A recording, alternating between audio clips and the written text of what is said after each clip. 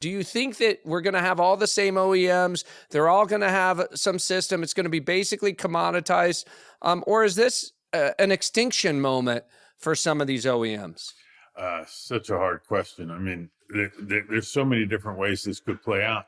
One of the things that I question in my mind is who's going to own these vehicles. And so, on one hand, you have the Waymo situation where they own all the cars, but they also know what that means from a CapEx standpoint. And if you look at the subtleties of the kind of the statements they've made in conjunction with Uber, they're at least going to experiment with some models where maybe they don't have to pay for all the cars, or licensing their technology to the other OEMs that we talked about.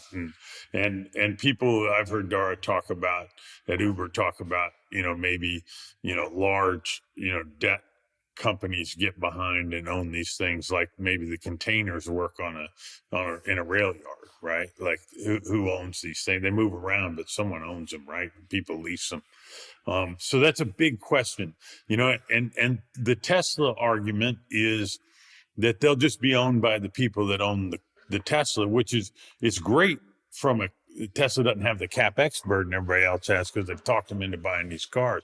But which percentage of people are going to lease out their car every day?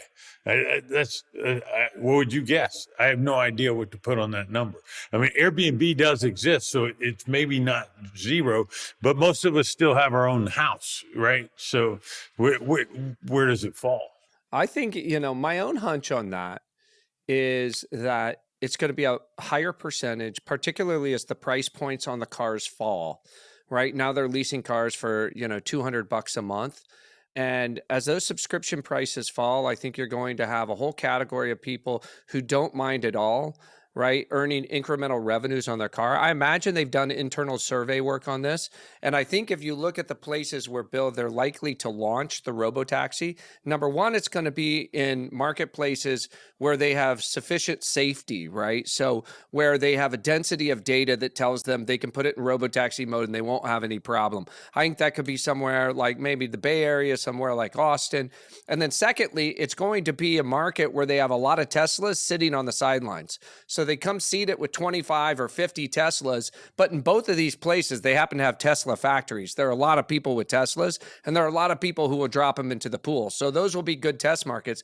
But if I think of a market, Bill, like New York City, right? New York City seems to me to be a problem because there's massive demand for cars in New York City, but there aren't a lot of Teslas sitting around latent, right, that can be tapped into for supply. So I don't think it will work equally well in all markets, but I think it is a massive advantage. Remember, out of their, I think they may have 7 million cars on the road today, something like that.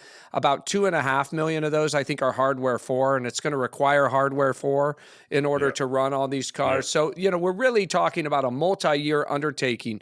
But if you said to me over under on, middle of next year where we have evidence of a single market or two where Robotaxi is working, I think we will.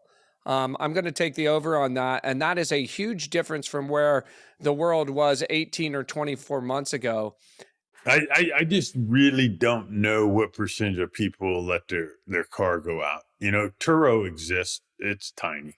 Like tiny compared to what we're talking about. It's a nice business, but that's where people let someone But everybody else who owns a car. Tesla has Tesla app on their phone, and all they have to do is toggle says yes this time's a day. I just think if they make it easy enough, it could surprise us. But on the industry, it comes back and it smells a little funny. Your wife says, "Honey, I really need you to go out to the drugstore right away. I've got this problem," and you're like, I let the car go out.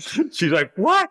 And then I just... Bill, you know exactly what's going to happen here. The arbitrage is the same arbitrage you and I saw in Uber, right? You're going to have enterprising young people. Yeah. They're going to go lease 4 of these a month, $200. I could see that. $200 each, and they're going to be arbing this whole system. I just think the marketplace will fill up.